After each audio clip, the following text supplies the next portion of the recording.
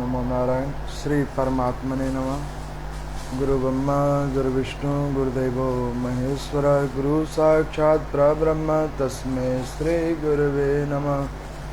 मंगलम भगवान विष्णु मंगलम गुरुदेव मंगलम पुंडरीकाक्ष मंगलाय तनो हरि। हरे कृष्णा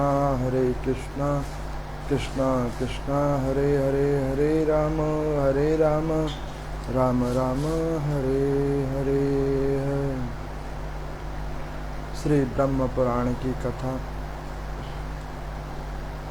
अनंत अनंत कालों से चल रही परमात्मा के ब्रह्म स्वरूप की जो कथा वेदव्यास जी ने इस ब्रह्म पुराण रूपी ग्रंथ के अंदर में लिख दी है,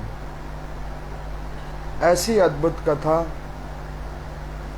जिसको सुनने के बाद जीवात्मा परमात्मा के वास्तविक तत्वों को जाने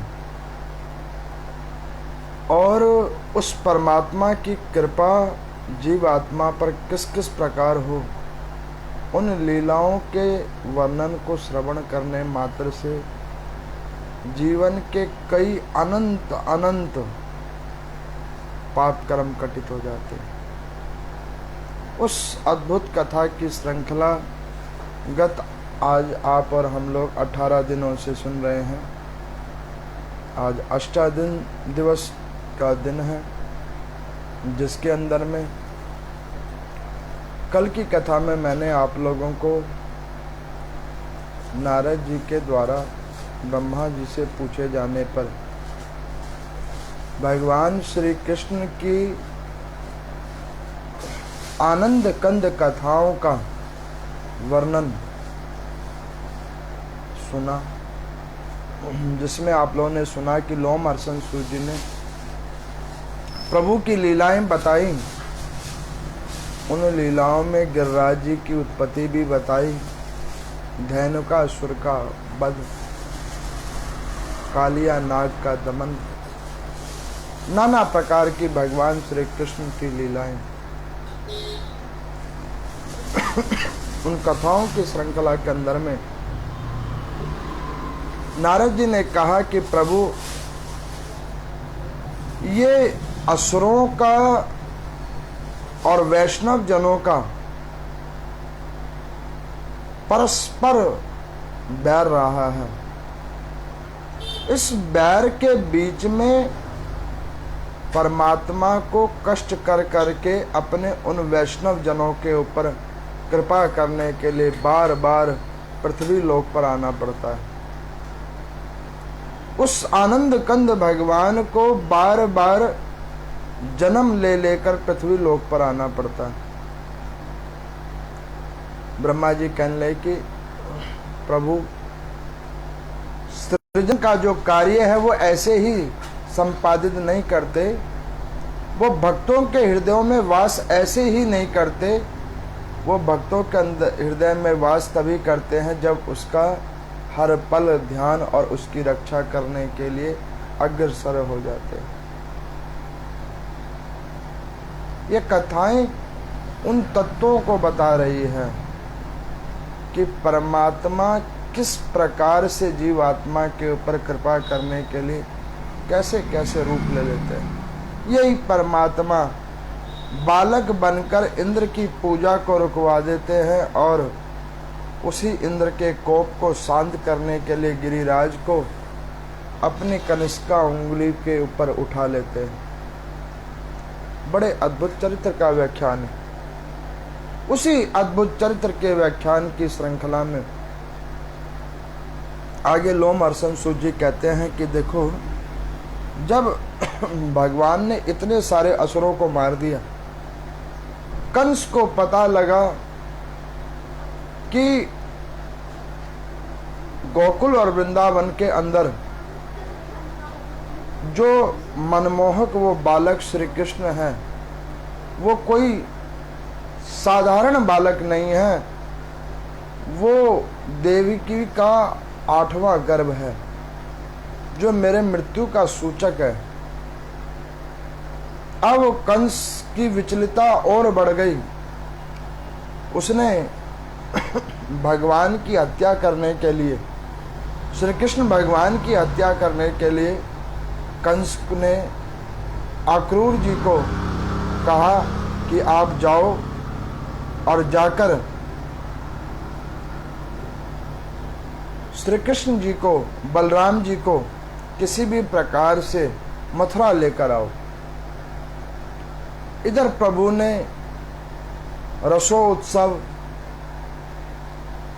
गोपियों के साथ रास, राधा का स्नेह, सखियों का स्नेह, ग्वाल बालों का स्नेह अद्भुत रूप में प्राप्त किया। अपना स्नेह उनमें बांटा है और उनसे अपना स्नेह को ग्रहण किया। बहुत सारी कथाएं जिसका बृहद रूप आप श्रीमद् भागवत गीता और भागवत के अंदर में श्रवण करेंगे। ब्रह्म पुराण के अंदर में केवल तत्वों का ज्ञान है, तो इसलिए कि उन लीलाओं का बिल्कुल संक्षिप्त वर्णन है। यहाँ पर प्रभु को कंस ने अक्रूर को भेजा कि जाओ उस नंद के गोपाल को बुला कर लाओ। अच्छा, अक्रूर को ही क्यों भेजा? बड़ी सोचने वाली भाव है। परमात्मा का भजन अक्रूर ही कर सकता है, क्रूर जीवात्मा नहीं कर सकता। जिसके मन शुद्ध नहीं है, मन में दोषों से भरा हुआ है, अवगुण का वो ढेर बन चुका है, तो वो किस प्रकार से परमात्मा का भजन करेगा? जिसके मन में द्वेष नहीं है, किसी के प्रति कोई द्वेष भाव नहीं है, सबके प्रति प्रेम है, जो क्रूरता से अलग है, अक्रूर है, वही परमात्मा को ले सकता है। और ये सच्चाई है। परमात्मा उसी जीवात्मा को मिलते हैं जो मन से निष्कपट हो। अक्रूर जी गए, गोपियों ने रोका, राधा रानी ने रोका। मेरे को एक बार किसी श्रद्धालु ने पूछा था कि पंडित जी, जो राधा रानी जी हैं वो श्री कृष्ण जी की पत्नी है क्या? तो मैंने उनको बोला कि देखो, राधा रानी कौन है? आप किसे राधा रानी समझते हो? क्या आप बृषभान की उस पुत्री को परमात्मा की एक साधारण स्त्री समझते हैं? नहीं। राधा रानी प्रेम के सूचक हैं, प्रेम के प्रतीक हैं। भगवान श्री कृष्ण से आयु में श्रेष्ठ हैं। उन्होंने सिर्फ परमात्मा में स्नेह जाना है, और उस स्नेह के पीछे प्रभु ने कभी उनका वर्ण नहीं किया। क्योंकि एक व्यक्ति जब एक पुरुष जब किसी स्त्री का वर्ण कर लेता है,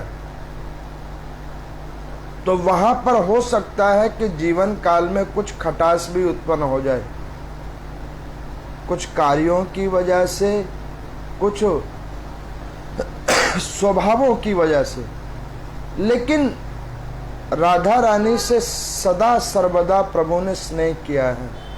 उस स्नेह के प्रति, उस प्रेम के प्रति उन्होंने कभी उन्हें अपना पत्नी नहीं माना, उन्हें अपना श्रेष्ठकर जाना। वो है राधा रानी। अक्रूर जी लेकर आए, श्री कृष्ण जी द्वारका मथुरा पे पहुंचे।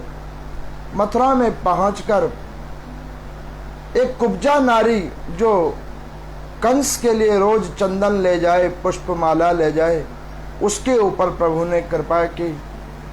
मथुरा के अंदर में अनंत अनंत भक्तों के ऊपर प्रभु ने कृपा किया। एक फूल बेचने वाली के ऊपर कृपा किया। वहां पर एक गज का भी प्रभु ने प्रणाम किया जो मद के अंदर में व्याप्त था।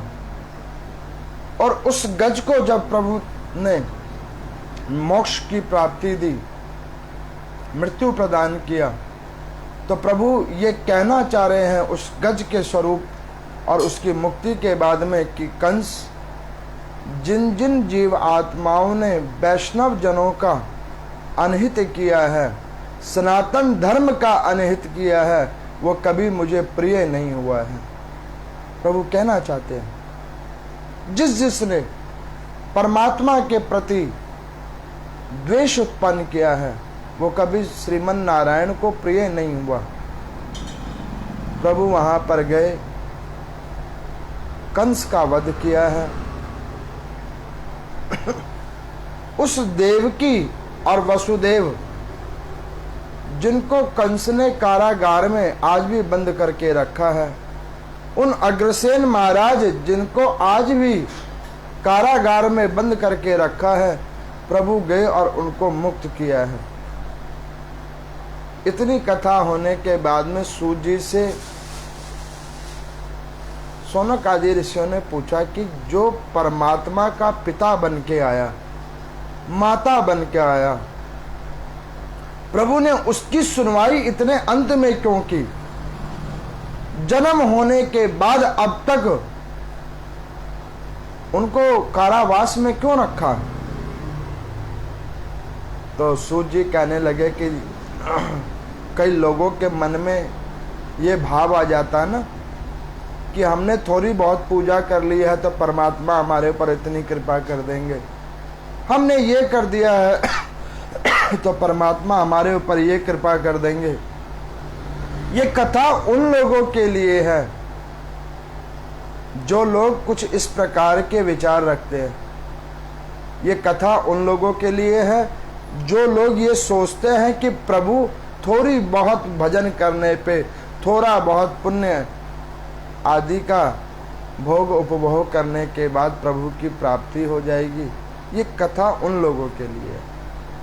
वो कहना चाह रहे हैं कि देखो, इतने हजार वर्षों तक जिसने मेरी तपस्या की, कई जन्मों तक मेरी तपस्या की, मैं कृपा तो उसके ऊपर भी किया है, लेकिन कर्म तो उसे भी भोगना पड़ेगा। कर्मानुसार सुख और दुख उसे भी भोगना पड़ेगा। ये कथा इन बातों को दर्शाती है कि जो लोग प्रभु का खूब भजन करते हैं, उनके जीवन में जो पल पल दुख आ जाता है, तो वो जीवात्मा जब दुखी होकर कहता है कि प्रभु मैं इतना भजन आपका करता हूँ, इतना नाम संकीर्तन करता हूँ, फिर भी मेरे जीवन में दुख क्यों है, तो ये कथा उनके लिए है। ये देवकी वसुदेव की कथा केवल और केवल उनके लिए।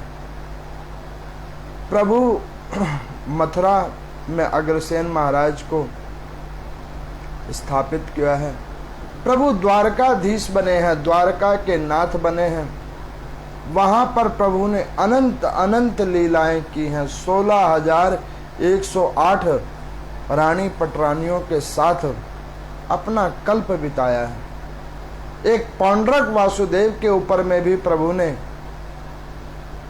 जिसके मन में एक भाव आ गया था कि मैं ही परमात्मा हूं, इसका भी ब्रह्म पुराण में बड़ा संक्षिप्त वर्णन है। एक पौंड्रक वासुदेव था जिसने अपने आप को श्री कृष्ण ही मान लिया था। वो कहता था कि वो जो द्वारका में बैठे हुए श्री कृष्ण भगवान है वो वास्तविक नहीं है, वास्तविक मैं हूं। वो जो श्रीमन नारायण भगवान है चतुर्भुजी, वो वास्तविक नहीं है, वास्तविक मैं हूं। बिल्कुल हूबहू भगवान की तरह अपने 4 भुजाएं काष्ठों की बनाकर उसमें शंख चक्र गदा पद्म डालकर अपने आप को परमात्मा समझने लगा है।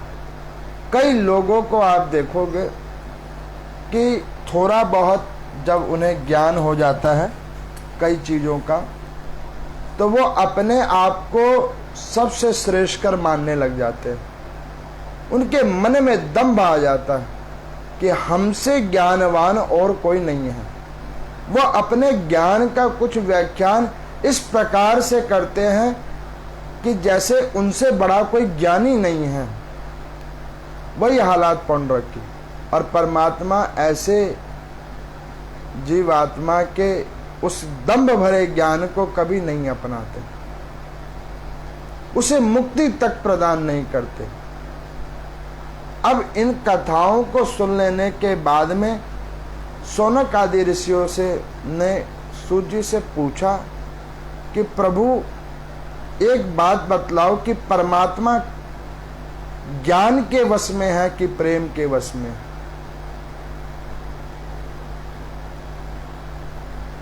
तो यहां पर मैं श्रीमन नारायण भगवान के उपवाच हैं कि मैं केवल उसी को चाहता हूं जो निष्काम भाव रखकर केवल मुझसे प्रेम करे। मैं ज्ञानियों को नहीं मिलता,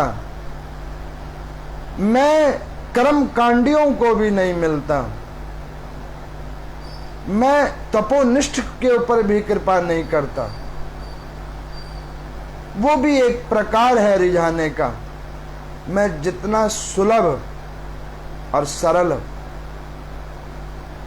प्रेम भाव रखने वालों के ऊपर कृपा करता हूँ, सरल भाव रखने वालों के ऊपर कृपा करता हूँ, उतना मैं ज्ञानियों के ऊपर नहीं करता। आप श्री कृष्ण भगवान की इन लीलाओं को श्रवण करने के बाद, जो ब्रह्म पुराण में संक्षिप्त रूप में मैंने आपको अभी बतलाए हैं, ये सारी लीलाएं बिल्कुल छोटे छोटे रूपों में लिखी थी।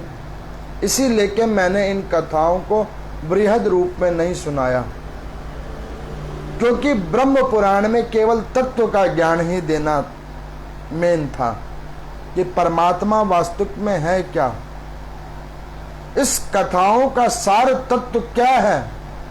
तो यहाँ पर वो बतला रहे हैं कि इन कथाओं का सार तत्व केवल और केवल ब्रह्म स्वरूप प्रेम है। ओम नमो नारायण का नाम संकीर्तन ब्रह्म स्वरूप है।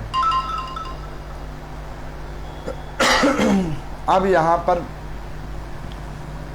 नारद जी ने ब्रह्मा जी से पूछा कि प्रभु, ये श्री कृष्ण भगवान की चरित्रों की कथा तो हमने सुन ली, उन आनंद कंद भगवान की चरित्रों की कथा तो हमने सुन ली, कृपा करके अब आप हमें इस ब्रह्म स्वरूप के आनंद के अलावा और कौन कौन से गुण हैं, उन तत्वों की कथा कहिए। तो यहाँ पर ब्रह्मा जी कहते हैं कि हे नारद जी, ये परमात्मा का एक मनोहर रूप था जो हमने आपको दिखलाया, जिसमें परमात्मा प्रेम को बांटते हैं और प्रेम को संरक्षित करते हैं। भाव की प्रधानता। मैंने कल आपको एक कथा और सुनाई थी उन संत की, जिसके आगे परमात्मा सर झुकाकर खड़े थे। वो कथाएं ये दर्शाती हैं कि परमात्मा की प्राप्ति कोई जीवात्मा केवल और केवल सद्कर्म और प्रेम भाव से कर सकता है। अब यहाँ पर ब्रह्मा जी नारद जी को कह रहे हैं कि हे पुत्र, वो तो प्रभु की एक प्रेम की आनंद कंद स्वरूप की कथाओं को आपने सुना, लेकिन वो परमात्मा उससे भी बहुत आगे परे है। वो परमात्मा का वास्तविक तत्व ज्ञान हर किसी को प्राप्त होना संभव बात नहीं है। हम आपको क्या बताएं कि वो परमात्मा केवल और केवल कुछ ही तथ्यों के ऊपर में नहीं है। वो परमात्मा अनंत अनंत तथ्यों का, अनंत अनंत तत्वों के अंदर विद्यमान है। तो नारद जी ने कहा कि वो परमात्मा आनंद के बाद और क्या करते हैं। तो यहाँ पर मैं वो कहने लगे कि प्रभु जब आनंद बटाते हैं और आनंद को जब बांट रहे होते हैं, तो जीव आत्मा के जीवन में कर्म फलों को भुगवाने के लिए सुख और दुख जीवन में प्रदान करते हैं। उस सुख और दुख की महिमा को यहाँ पर में ब्रह्मा जी बतला रहे हैं, जिसमें कर्म योग, ज्ञान योग की महिमा को बतलाया गया। इन दोनों बातों के ऊपर, इन दोनों योगों के ऊपर भी मैंने आप लोगों को मार्कंडेय पुराण में बड़े बृहद रूप में समझाया था कि कर्म योग क्या है, ज्ञान योग क्या है। कर्म योग वो है जो जीवात्मा कर्म करने के लिए इस पृथ्वी लोक पर आया, अपने कर्म बंधनों से जुड़कर। जैसे एक बार एक इसी पृथ्वी लोक पर में ये जो कथा है, उस कथा के अंदर में अंतिम के कुछ अध्यायों में जो कथा है वो मैं कथा आपको सुना रहा हूँ। मोदगल्य मुनि थे, उन्होंने यही चीज की चर्चा अपने गुरुदेव से की थी कि प्रभु कर्म योग क्या है, ये कर्म बंधन क्या है और ज्ञान योग क्या है। तो उन्होंने कहा था कि जैसे एक दीपक जलता है, एक ज्योत प्रज्वलित होती है, तो जो ज्योत प्रज्वलित होती है तो उस ज्योत के अंदर से, उस दीपक के अंदर से अनंत अनंत रोशनी की किरणें निकलती हैं और वो सारी अनंत किरणें केवल और केवल एक लौ से जुड़ी होती हैं।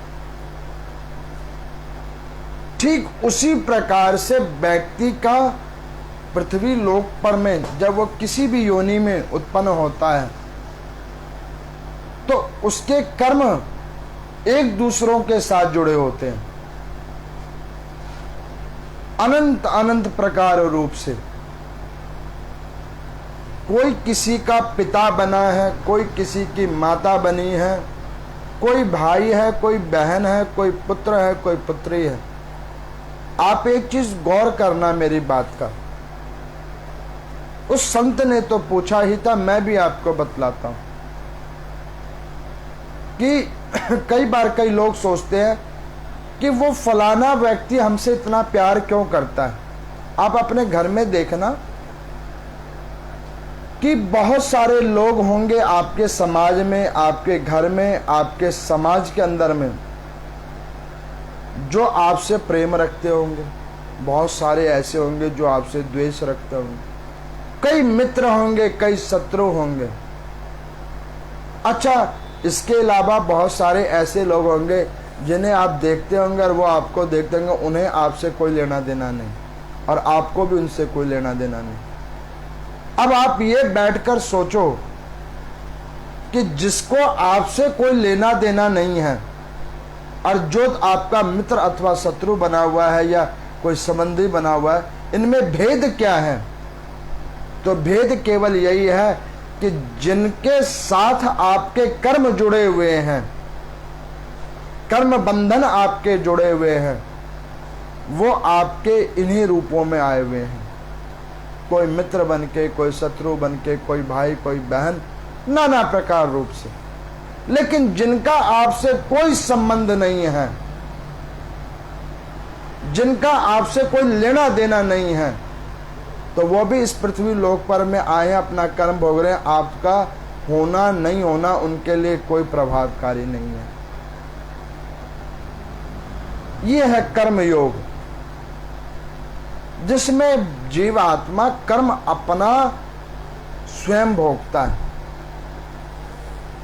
जब उन मुनि ने अपने गुरुदेव के मुख से कर्म योग की इस प्रकार कथा सुनी तो उन्होंने कहा कि प्रभु, इस ब्रह्म पुराण के तत्व ज्ञान के अंदर में कृपा करके ज्ञान योग की भी महिमा कह दीजिए। तो यहां पर वो ज्ञान योग की महिमा बतला रहे हैं। वो कह रहे हैं कि ये जो ज्ञान योग है, ये ज्ञान योग क्या है?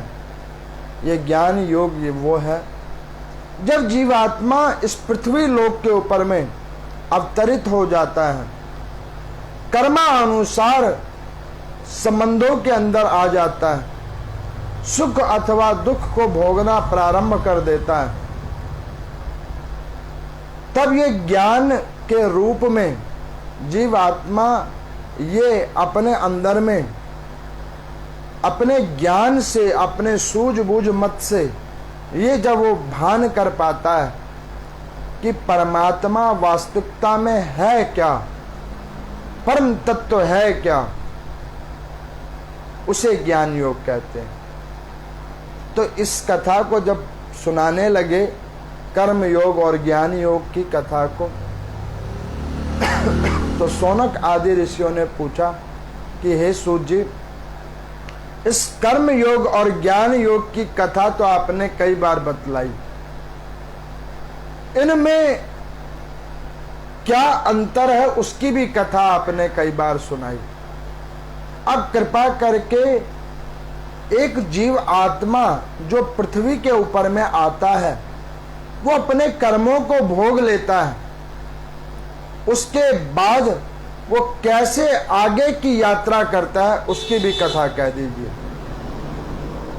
क्योंकि ब्रह्म तत्व में परमात्मा का एक ये भी कार्य है। तो यहां पर में सूत जी कहते हैं कि जैसे एक जीवात्मा जन्म लेता है, कर्मानुसार जिस भी योनि में जन्म लेता है, कोई कुत्ता बनता है, कोई बिल्ली बनता है, कोई पशु, कोई पक्षी, कोई मानव बनता है। मानव भी कोई अमीर आदमी बनता है, कोई गरीब आदमी बनता है कर्मानुसार। वो अपने जीवन काल में सुख अथवा दुखों को भोगता है नाना प्रकार रूप से। कभी शारीरिक रूप से सुख भोगता है, कभी दुख भोगता है। स्नेह बंधनों के रूप से कभी सुख भोगता है, कभी दुख भोगता है। आप लोग सोच रहे होंगे कि पंडित जी आज की क्या कथा सुना रहे हैं। ये मैं भी सोच रहा हूं, लेकिन ब्रह्म पुराण के अंदर में यही तत्व ज्ञान है। ब्रह्म स्वरूप का जो तत्व ज्ञान है वो ये कथा है, वही मैं आपको सुना रहा हूं। इस कथा को 8 से 10 अध्याय जो अंतिम के हैं उनको पढ़ने के बाद मैं आपको फिर भी सरल भाषा में सुना रहा हूं। एक बार मेरे को किसी श्रद्धालु ने पूछा था कि पंडित जी एक बात है, हम लोग पुराणों की कथा पढ़ते हैं तो हमें कुछ समझ नहीं आता, लेकिन वही आप लोग जब सुनाते हो तो बहुत सारी चीज़ों को इतना सरल रूप दे देते हैं कि हमारे मन के अंदर में वो बातें उतरती हैं। वो कैसे? क्या कथा में आप लोग कुछ जोड़ते और घटाते? तो मैं आपको बतलाऊं, देखो, जिस कथा में आनंद जुड़ा हो, आप लोग कथा पढ़ते हैं नियम के लिए। मेरी बहुत सारी श्रद्धालु हैं रामचरितमानस का पाठ करती हैं। मेरी बहुत सारी ऐसी श्रद्धालु हैं अभी शिव महापुराण की कथाओं को पढ़ेगी श्रावण मास में। भागवत बहुतों ने पढ़ रखा है, गीता, सुख सागर, अन्यत्र बहुत सारे ग्रंथों को, लेकिन वो एक नियम बना के बस नियम पूरा करने के लिए पढ़ते हैं, उसमें आनंद नहीं जुड़ता उनका। हमें इतने दिन में ये कथा पूरी करनी है, लेकिन वही हम लोग जो कथा सुनाते हैं वो हम लोग कथा सुनाते हैं केवल तत्वों को निकाल कर, और उसमें हम सरल भाषा का प्रयोग करके आनंद जोड़ते हैं ताकि सुनने वाले को इस पुराण के तत्व समझ पाएं। ये पुराण क्या कहना चाह रही है, उन तत्वों को आप जान पाएं। इसलिए कि हम लोग जो कथा सुनाते हैं वो और जो आप लोग पढ़ते हैं वो, उसमें अंतर यूं होता है। मान के चलो अभी एक व्यक्ति इसके 8 अध्यायों को पढ़ेगा, तो उन 8 अध्यायों को पढ़कर वो सोचेगा कि अभी तो सूत जी ने ये कथा सुनाई, अब ये हो रहा है, सारा होच पोच हो गया। क्योंकि वो नियम पूरा कर रहा है, उसमें प्रेम नहीं बसा पा रहा है। लेकिन हम लोग जब इसको ग्रंथ को उठाते हैं तो इसमें पहले प्रेम जोड़ते हैं, इस ग्रंथ के अंदर बसे हुए परमात्मा से स्नेह जोड़ते हैं कि प्रभु इस कथा को आपकी कृपा से हम सुनाने जा रहे हैं। सुनने वाले की अंतःकरण में जो आप बैठे हुए हो उनको केवल वही कथा सुनवाना जो आपके अनुसार हो, जो आपको अच्छा लगे, तब जाके वो तत्वों का ज्ञान सुनने वाले के अंदर में आता है। अच्छा, बहुत सारे सुनने वाले लोग हैं, सुनते हैं और सुनते सुनते सो भी जाते हैं, और सुनते सुनते उनके मन से विस्मरण भी हो जाता है। क्यों? क्योंकि उन्होंने उस कथा में भी अभी भी सार तत्व नहीं जान रहे हैं, उस कथा के प्रेम तत्व को अभी भी वो जान नहीं पा रहे हैं। इसी वजह से वो कथा तो सुन लेते हैं लेकिन कथा का सार तत्व नहीं जानते। तो यहां पर मैं सूत जी कह रहे हैं कि जब जीव आत्मा कर्म नाना प्रकारेण रूप से भोग लेता है, कर्म योग के माध्यम से, ज्ञान योग के माध्यम से तत्वों को जान लेता है, इसमें कई पुण्य कर्म भी करता है, कई पाप कर्म भी करता है। उसकी जीवन काल की जब लीला कर्मानुसार जब संपन्न हो जाती है, तब वो जीव आत्मा पुनः एक नए जीवन की ओर जाता है। और वो नए जीवन की ओर कैसे जाता है, मैंने पद्म पुराण में भी सुनाया था। वो जीव आत्मा जब इस भौतिक शरीर को छोड़ता है और इसका भौतिक शरीर जब छूट जाता है आत्मा से, अब वो आत्मा की जब पेशी होती है उस धर्मराज जी की नगरी के अंदर में, तब वो जीवात्मा के किए गए कर्मों के अनुसार, पाप अथवा पुण्य कर्मों के किए गए कर्मों के अनुसार उस जीव आत्मा को आगे की यात्रा बताई जाती है। इतने पुण्य कर्म किए हैं इस लोक में जाओगे, इतने पाप कर्म किए हैं इस लोक में, इस योनि में जाओगे। कुछ पहले के किए गए कर्म साथ हैं, कुछ अब के किए गए कर्म साथ हैं। अब इतनी कथा जब सुना दी तो सूत जी से उन ऋषियों ने कहा कि प्रभु इस कर्म योग और ज्ञान योग को सुन लेने के बाद में मन में बहुत सारी उथल पुथल हो गई है कि क्या करें और क्या ना करें। आप ये बताओ कि कोई सुलभ तरीका कोई हो। तो यहाँ पर मैं सूत जी कह रहे हैं कि अगर कोई सुलभ तरीका है इन योगों से परे तो वो है प्रेम योग, स्नेह योग। इस ब्रह्म पुराण का अंतिम अध्यायों का केवल और केवल तत्व अगर कुछ बाकी है, ब्रह्म स्वरूप तत्व बाकी है, तो वो है प्रेम योग, जिसमें ये परम पिता बतलाना चाहते हैं कि जो व्यक्ति अपने कर्मों का सुधार करे चाहे ना करे, ज्ञान वो मेरे प्रति रखे चाहे ना रखे, लेकिन अगर वो मुझ में प्रेम रखता है, स्नेह रखता है, वात्सल्यता रखता है, तो उसके ऊपर तो अनंत अनंत कृपा होती है। वो इन योगों का ज्ञान रखे चाहे ना रखे, उसके ऊपर हरि भगवान की कृपा अनंत अनंत रूप से होती है। उसे प्रेम योग कहते हैं। तो यहाँ पर सूत जी कहते हैं कि इस ब्रह्म पुराण के अंतिम कुछ अध्यायों के अंदर में वेद व्यास जी कह रहे हैं, जिस प्रकार प्रभु भक्तों के प्रेम के वश अधीन होकर नाना प्रकार की लीलाएं करते हैं, जिस प्रकार प्रभु अपने भक्तों के ऊपर कृपा करने के लिए नाना प्रकार के अवतार लेते हैं, ठीक उसी प्रकार जीव आत्मा को भी समझना चाहिए इन पुराणों की कथा को श्रवण करने के बाद कि ब्रह्म सर्वोपरि है, अब ब्रह्म अद्भुत रूप है। उस सर्वोपरि अद्भुत रूप वर्ण निर्गुण स्वरूप निराकार स्वरूप वाले परमात्मा, केवल उसी का ध्यान और चिंतन करना चाहिए। इस ब्रह्म पुराण का अगर कोई सार तत्व है तो केवल और केवल यही सार तत्व है कि उस परम पिता परमात्मा का केवल और केवल सार तत्व यही है कि जीवन में परमात्मा के प्रति स्नेह हो, परमात्मा के प्रति केवल और केवल समर्पण भाव हो। यही इस ब्रह्म पुराण का सार तत्व है, वास्तविक सार तत्व है।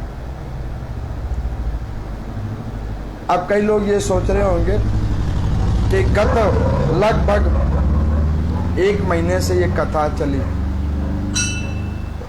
उस 1 महीने के अंदर में कई मैंने तीर्थों का आप लोगों के समक्ष वर्णन किया, ऐसे ऐसे तीर्थों का वर्णन किया, ऐसे ऐसे मुनियों का वर्णन करा। फिर प्रभु के ब्रह्म स्वरूप के ऊपर में मैंने चर्चा की, अवतारों का संक्षिप्त वर्णन किया, कृष्ण कथा भी सुनाई।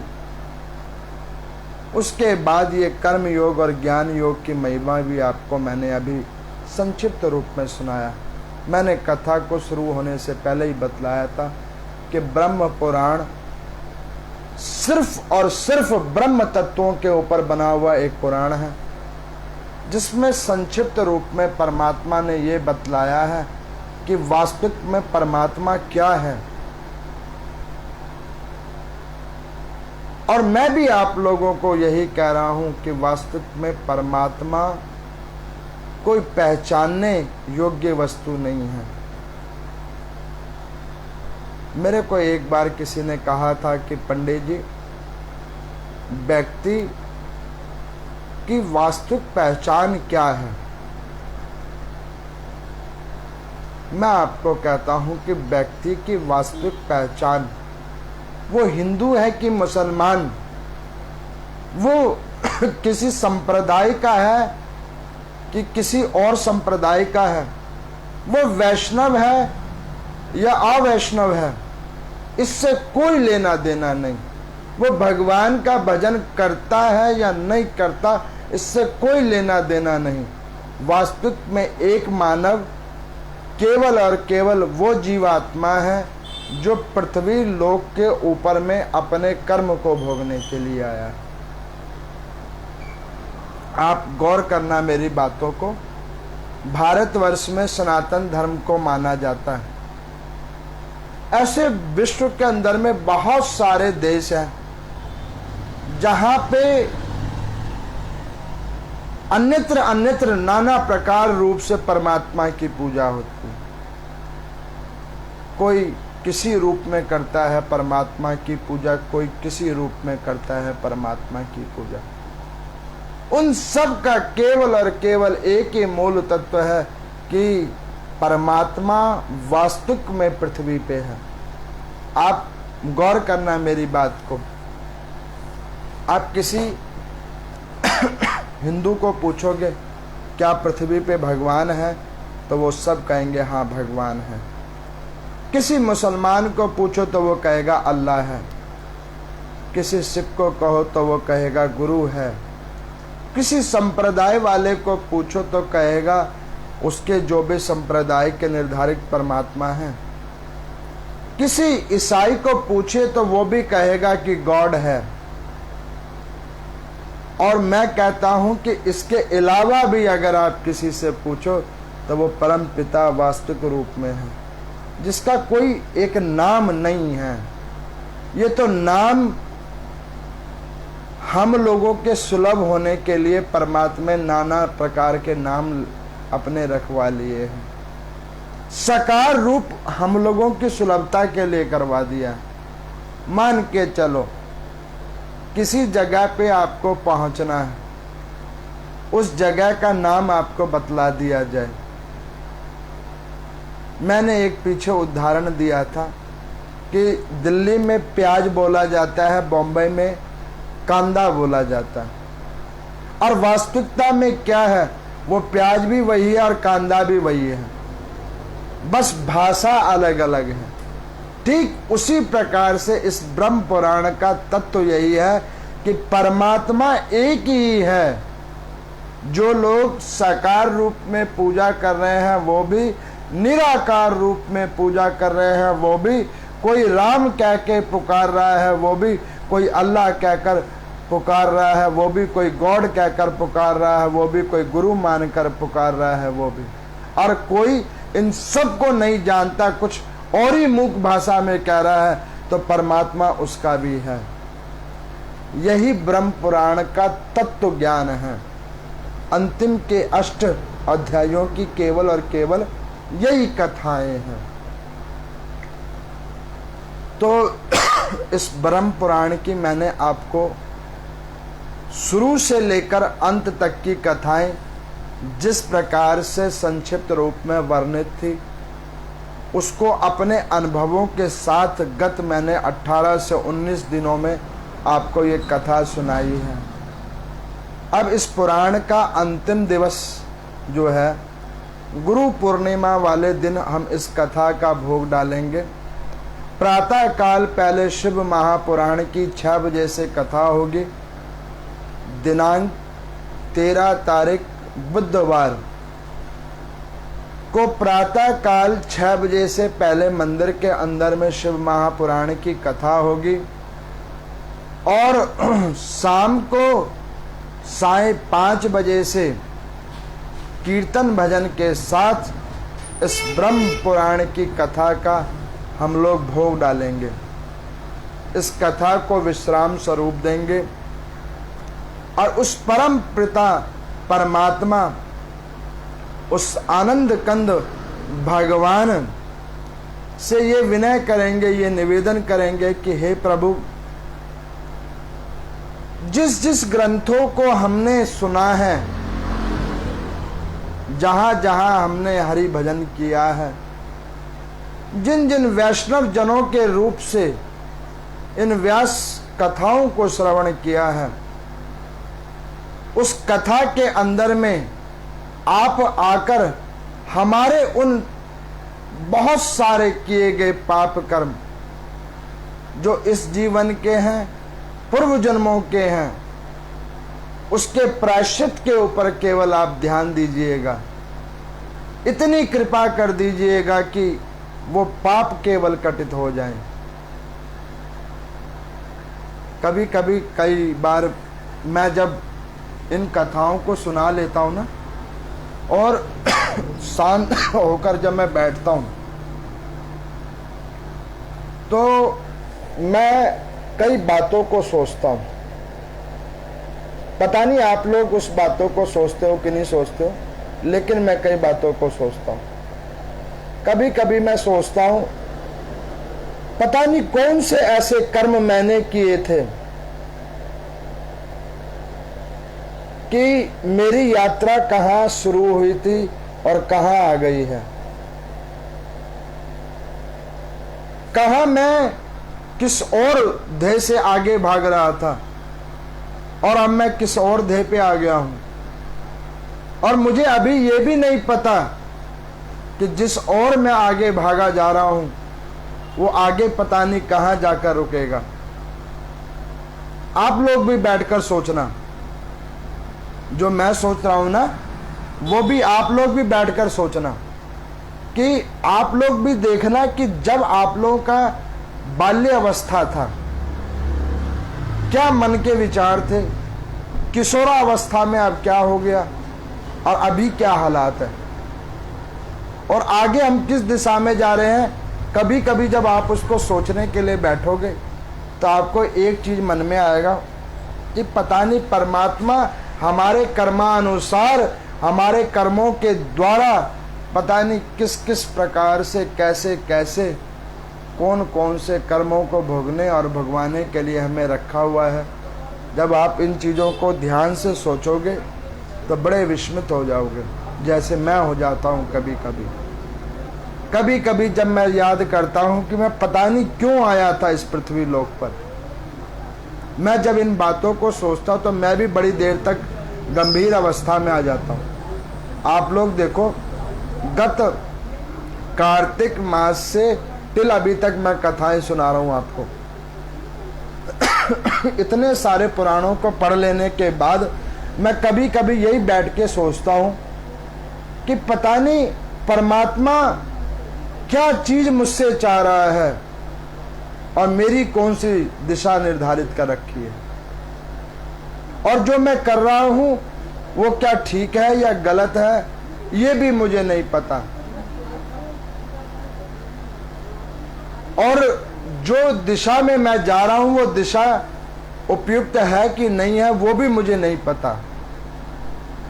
लेकिन जब इन सबको सोच लेने के बाद में मैं बाद में प्रभु की ओर देखता हूं तो एक मन में बात आती है, एक भाव आता है कि कुछ तो होगा उस परम पिता की कृपा की दृष्टि मुझ पर।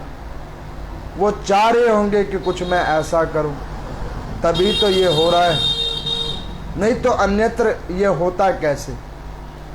ठीक उसी प्रकार से मैं अपने सभी उन श्रद्धालुओं को कहता हूं जो इन कथाओं को सुनते हैं, कुछ समय खाली होकर बैठकर सोचना कि आप क्यों आए थे, किस लिए पृथ्वी पे आए थे, और अब क्या कर रहे हो, और आगे किस दिशा में जाओगे, इसके ऊपर सोचना जरूर। और सोच लेने के बाद में फिर मन को शांत करके, जैसे मैं मन को शांत करके कहता हूं कि ओम नमो नारायण प्रभु, जिधर भी ले चलोगे उधर ही अब चलेंगे। अब हमने सोचना बंद कर रखा है, जिधर भी आप ले चलोगे अपनी स्वेच्छा से सिर्फ उधर ही चलेंगे। जिधर आप कृपा करोगे उसी दिशा में आपके और मुंह देखकर हम बैठे रहेंगे। वही भाव अपने अंदर भी जागृत करना, उससे जो भी हमारी और आपकी यात्रा होगी वो प्रभु के और निर्धारित करके सुलभ हो जाएगी। तो इन वाणियों के साथ मैं आज की कथा का यही विश्राम करता हूँ। आप लोगों से कहता हूँ कि अनंत अनंत रूप से इन ब्रह्म तत्वों को जानने के बाद परमात्मा का भजन कीजिए, उस आनंद कंद भगवान का भजन कीजिए, नाम संकीर्तन कीजिए, जब ही जाके कल्याण होगा। ओम नमो नारायण।